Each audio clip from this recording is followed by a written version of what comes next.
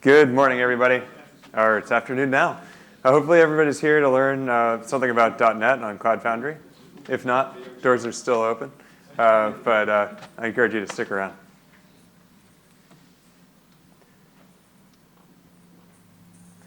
All right, so I'm Matt Horan. I'm an engineering lead for the Windows ecosystem at Pivotal in New York. I've been working with Windows for a while now. I got my career started as a Windows sysadmin. Eventually, I got into programming. And then I found Heroku, like Dr. Nick was talking about earlier. I loved it, and I wanted a way to combine all my interests into one. So that's how I found Cloud Foundry. My name's Sam. Whoa. I work in product design at Pivotal, working on the Windows stack for both CF application runtime and CF container runtime. I'm the sort of designer who spends more time in VS Code than Visio, so that's why I'm up here talking today. And I love working on cloud stuff because I believe the tools can make you smarter. And when you're building a tool for people who are already really smart, like all of you, well, that's even more powerful. Cool. So our goal as a team has been to make .NET, both for legacy and newer applications, first class for Cloud Foundry. So this has really been our focus over the past few years. It's taken a lot of effort. We started off with Windows 2012 R2 support, with fake containers. Now we have real containers with Windows 2016 and onward. We have .NET Core and build packs. It's a lot of exciting stuff. So what's new? Well, we have .NET Core support. Just was talking about that. We have a full Linux build pack for .NET Core. So you can just CF push your Linux-based .NET Core applications, and we'll just build them for you. We'll figure out how to run them, all that magical stuff. We also have the HWC build pack that we had previously for .NET Framework applications running on the platform. With .NET Core, you can also push binary applications to Windows if you absolutely have to, and then you can mix and match where your application workloads run. So you can get everything kind of hooked all together. You can use Steeltoe to help out with that, which Sam will touch on a little bit. We've also got a Kubernetes-based container runtime. So for those workloads that maybe aren't the best fit for application runtime, you can just push those containers. Dr. Nick was kind of trashing Docker images a little bit earlier, but for your Windows workloads, that might be the right solution for certain workloads. I mentioned those true containers that we got once Windows Server 2016 came out, but we also have multi-buildpack support, so you can mix and match what bits get into your container. Steeltoe for microservices and application modernization, and a fancy new stack name, simply Windows. Cool. So Matt just mentioned Steeltoe a little bit. How many developers do we have in the audience today? Can we get a show of hands? Awesome. Architects, managers, directors? Cool, cool. All right, well, this is relevant to all of you. Quick plug for Steeltoe. Steeltoe brings the best of Spring Cloud to .NET. It's really suitable for new apps and old. It can help you modernize your .NET Framework apps so they run well in the cloud. And it can also help you make really resilient and robust microservices in .NET Core as well. Now, a few of its best features. A lot of them come from Netflix. Now, one of those is the Eureka Service Registry. This allows all of your microservices to be tracked in one place, so you don't have to hard code any IP addresses, and nothing breaks when you scale up and down. Another awesome feature is the Histric Service Circuit Breaker, which allows your microservices to detect and bypass a failed instance, which helps you prevent downtime. And then my personal favorite is the connection to the Spring Cloud config server, which makes your app incredibly portable and easy to update by storing all your configuration for all your environments in a single place, separate from your app's code. And finally, I also want to mention a special benefit for Cloud Foundry developers, Steeltoe connectors, which make it super easy to connect to any of your backing services that are running on the Cloud Foundry platform. So, building apps in .NET Core is exciting and all, but let's be honest, most of us here have a huge portfolio of existing apps that we need to migrate before we can get to the fun stuff. So how do we do that? Well, I'm sure you've heard of 12-factor before, and if you haven't, well, go look it up. Here's the URL in the top corner. So lots of people say that your app needs to be 12-factor to run in the cloud. But the reality is that it doesn't really need to comply with all 12. You'll definitely get benefits if it does, but to run in Cloud Foundry, you really just need 4 factors. I'm going to run through those right now. The first is parity between environments. You want your dev, test, QA, and prod environments to be as similar as possible and have access to all the same services. Second, you need to change your logs to go to the console instead of writing to disk. This is huge because inevitably there will be errors in your migration process, and if your app fails, then the container your app's running in gets destroyed and replaced, and then all your logs are gone, so you won't be able to see what went wrong. Third, detach your services. You want everything to be loosely coupled so you can move between environments without changing your code, and you can even switch your backing services if you need to. Finally, use Git repos to track everything in version control so that you can actually use cool features like green, blue, and canary deployments.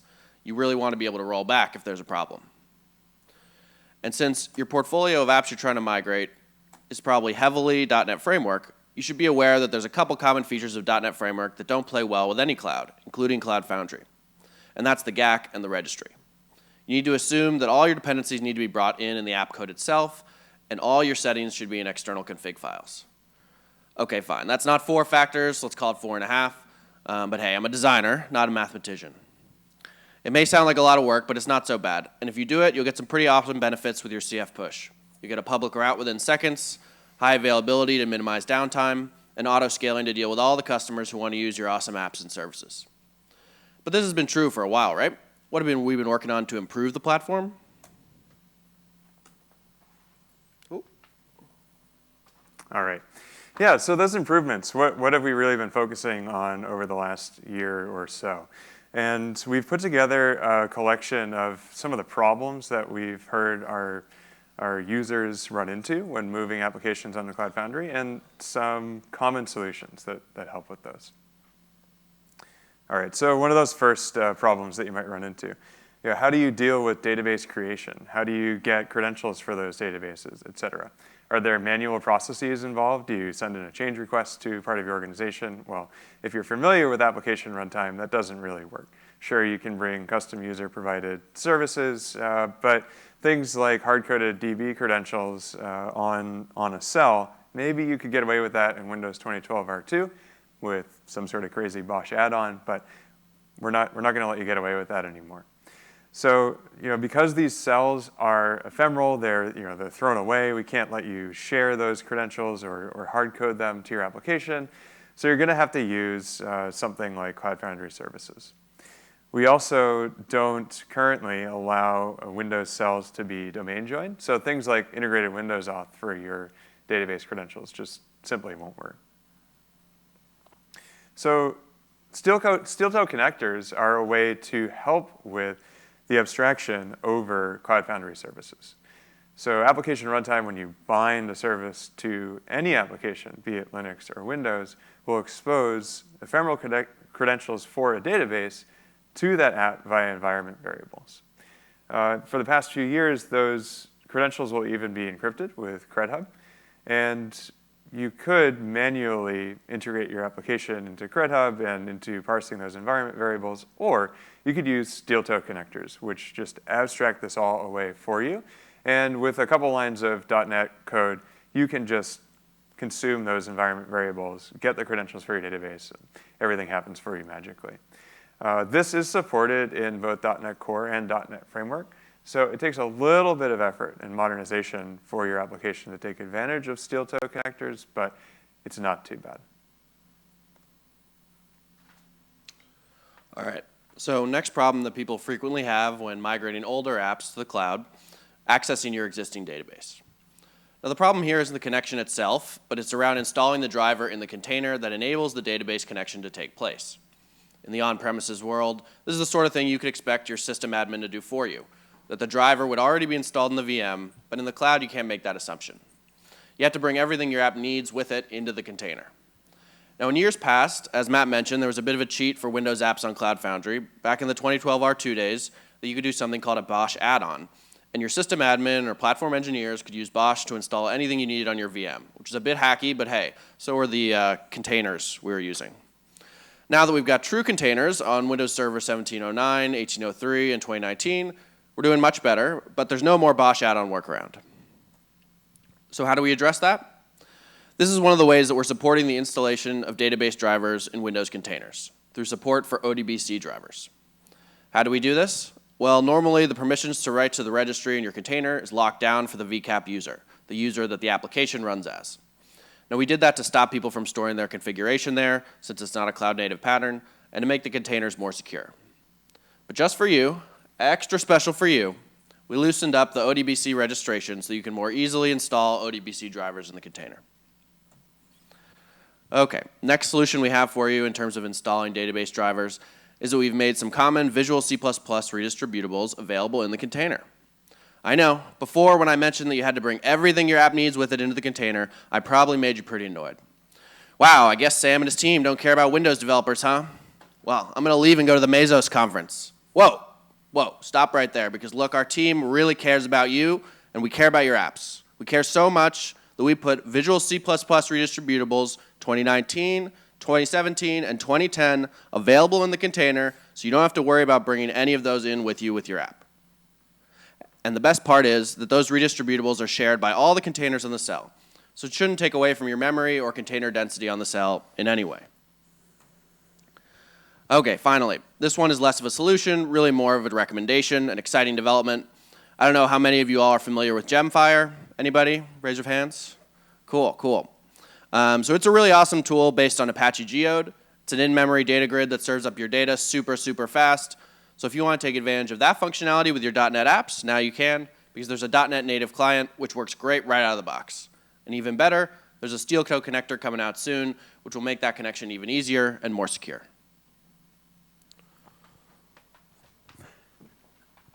All right. So another problem, kind of similar to dealing with database credentials, is implicit application authorization. And this really ties back to that problem we mentioned around integrated Windows auth. So if our cells are not domain joined, we can't really support implicit application authorization. So that means application developers have to modernize their apps and leverage something like OAuth, and that's not free. So what are we going to do about that?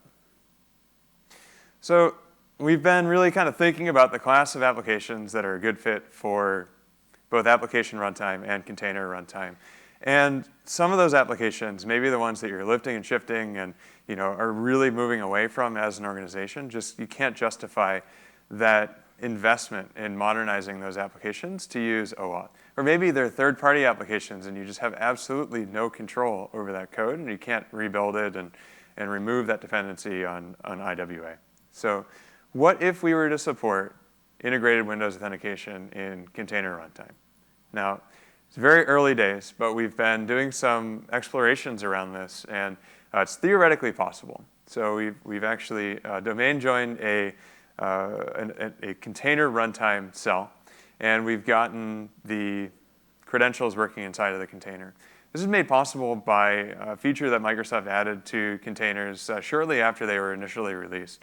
Microsoft was not going to be supporting domain-joined containers originally, but they did introduce the ability to inject GMSAs, or Group Managed Service Accounts, into a container. The interface is a little bit clunky, and so we're still working on what that looks like from the platform perspective and how operators will actually get those cells domain-joined and then the credentials into the container. But in a lab where we were able to control all the variables of this equation, we did get things working. So stay tuned for more news there. All right, so another challenge that people frequently run into when they're moving their older apps into containers in the cloud is that they don't really know what all their dependencies are. They think they know. They tell their boss they know. But then when it comes down to it, the app development team isn't the only one touching the app, right? On the road to production, there's probably some random DLLs being installed on the system by somebody, somehow. Like, for example, one story we've heard of is a security module that in production was somehow present on the host, present even in the web config. But nobody on the app dev team knows where it came from. Turns out that team found out a week later it was being injected by group policy, by the security team. Injecting dependencies through group policy, that's some DLL hell. So the moral is, if you want to move to the cloud, you really do need to bring all your dependencies with you. And in order to do that, you need to be keeping track of your dependencies and any dependencies being added by anyone else, probably more comprehensively than you do now. So what to do? how do we keep track of everything and make sure it's in the container with the right version? Well, one recommendation is to use a dependency management system like NuGet. NuGet will help you to make sure you're always using the right version of every package and the official distribution of that package. Now, not every dependency has a NuGet package associated with it. So in those situations, we recommend that you bin deploy your dependencies, which just means installing them into the bin folder. Now, there's a small number of dependencies that don't support this. I'm looking at you, IBM DB2 driver. So anyone using IBM DB2 in their apps? Nobody? Great. Okay. Finally, just want to say again, because it's worth repeating, that having your code and your dependencies in source control will really help you getting out of that DLL hell that I mentioned earlier.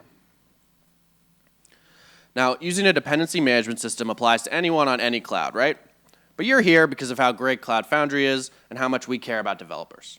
So of course, Cloud Foundry has a special solution just for you that helps with dependency management, and they're called extension build packs. Now let me get a show of hands. Who knows what an extension build pack is? Or who's heard of multi-buildpack?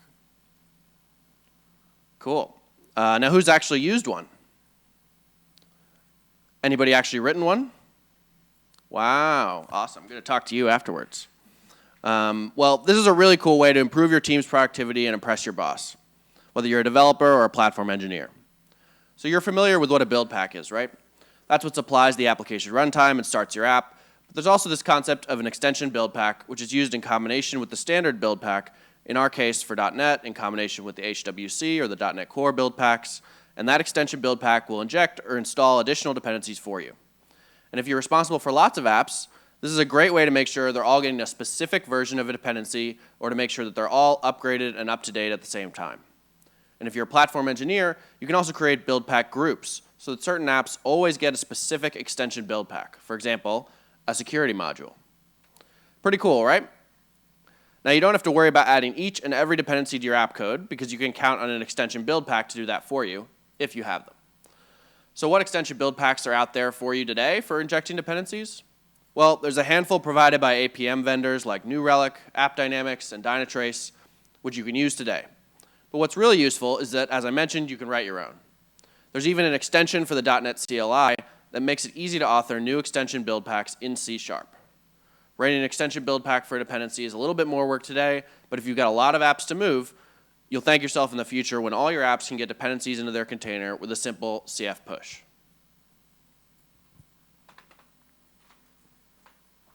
All right, so Sam alluded to some of the other problems with the local file system and the registry earlier.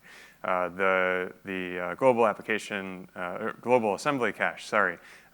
You can't really use that well, we told you not to use it in 2012 R2, so hopefully you're already not using it. But using it in 2016 with real containers also doesn't make sense, because all the hosts that are running your apps are ephemeral. And so you can't really load stuff into that system very easily. If you're trying to store user data somewhere, you're going to need to offload it to something like S3, store it up in a blob store. And like integrated Windows authentication, you might not want to be investing in certain applications to modernize them. So this is really a challenge. So we've introduced a few new support for file systems in Cloud Foundry on Windows. Specifically, you can now mount SMB shares in application runtime containers. So if you have an app that needs to store data somewhere, maybe you don't want to store it on S3, you can now just mount an SMB share in your container, and it's pretty simple. You don't need to use any sort of third-party library or anything like that. It just works natively. In container runtime, we've been looking to bring dynamic volume support. So this is pretty cool. If you're familiar with Bosch and the lower levels of Cloud Foundry deployment, on Windows we do not support anything other than ephemeral disks. So you can't really run persistent workloads on Windows.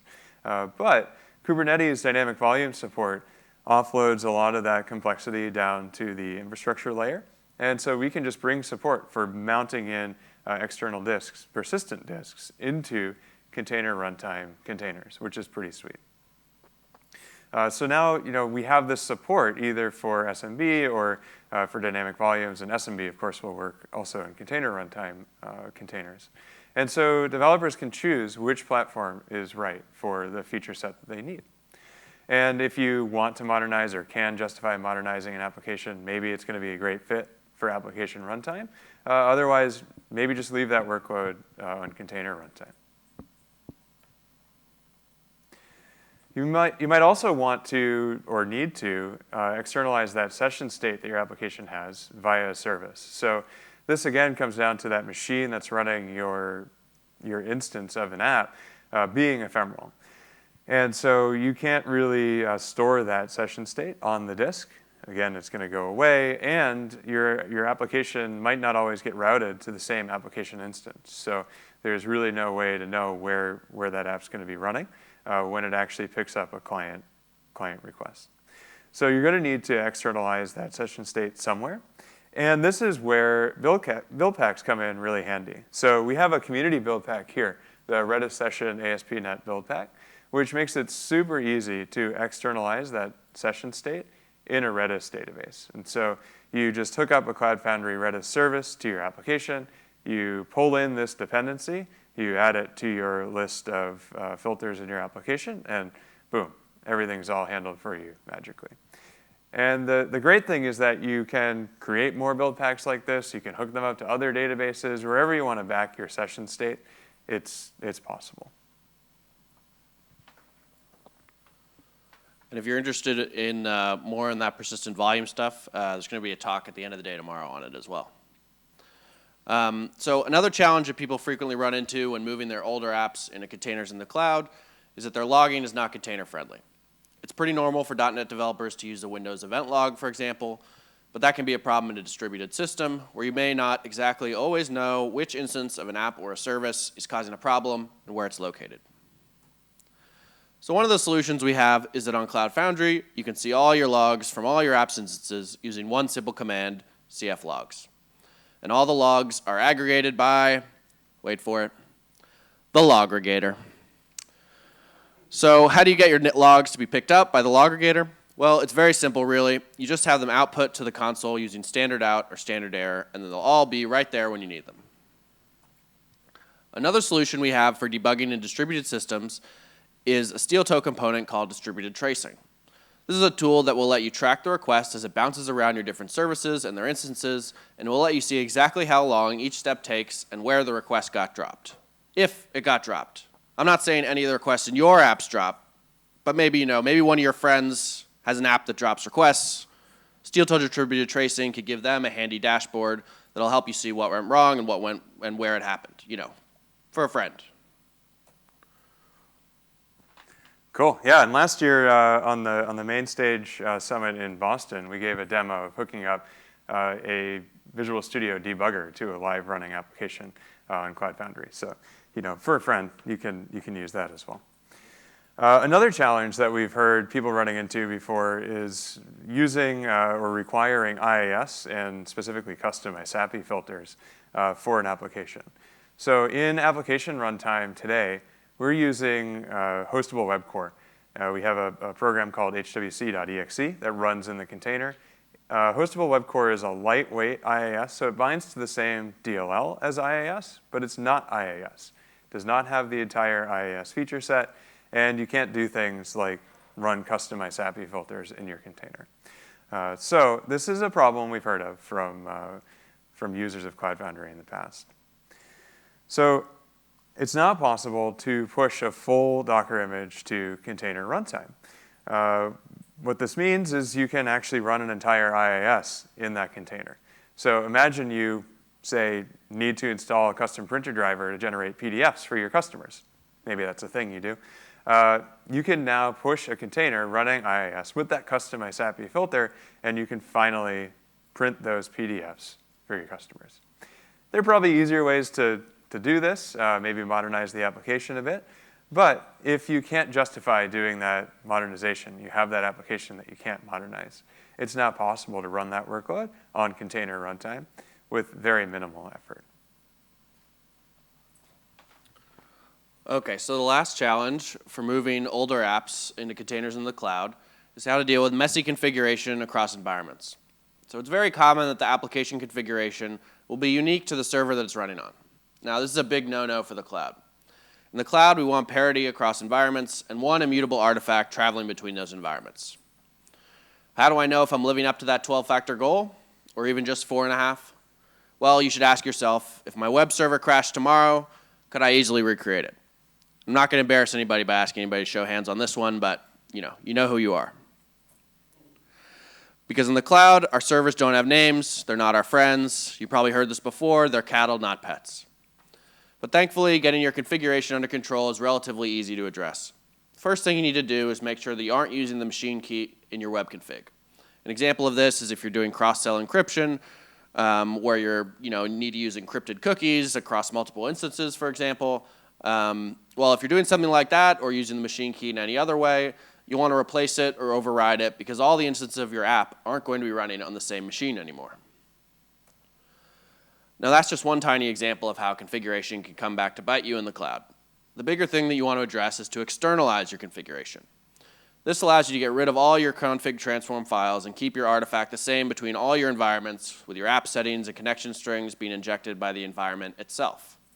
So the best way to do that, the most recommended way, is to use the config server provided by Steeltoe. This is a backing service that allows you to store all your configuration in a secure way and then inject them based on the environment. It can also do some other cool stuff like rebuild all your apps if you make a configuration change, for example. Now, if you think all that sounds too fancy for you, I don't blame you. .NET apps aren't always used to so much excitement, but you still need to externalize your configuration. The simplest way to do this is to import your configuration as environment variables, or to store them as part of a custom user-provided service, or CUPS. Those are a couple ways to avoid snowflaking. So that concludes the problems and solutions part of the talk. We try to be comprehensive, but like I said, we really, really care about app developers and app development teams, so we want to hear from you. What did we miss? Stick around for questions, or come talk to us afterwards. All right, so just before we close it up, I want to talk about the future. So we've been focusing on making Irene support Windows. So Irene will be the Kubernetes-backed, basically, alternative to Diego. The explorations have been going well. We've learned a lot. We've learned a lot about Kubernetes. We've learned even more about Windows. So it's pretty exciting. Dr. Nick, before this, talked a little bit about KPack. So we've been working on bringing support to cloud-native build packs and related services for Windows, and so we'll hopefully be able to get KPack working on Windows as well. Our team has also been working on porting Envoy to Windows. So Envoy is an open source proxy server, does not currently have Windows support, but it has great Linux support. So our team has been working on that port. It's been going really well. The reason we want this is we'd like to bring a full service mesh support to Windows with something like Istio. And tomorrow we have a talk, I'm speaking with Sophie here at 2:40 p.m. About achieving pragmatic parity for Windows containers. So please come and check that out for more. And that's it.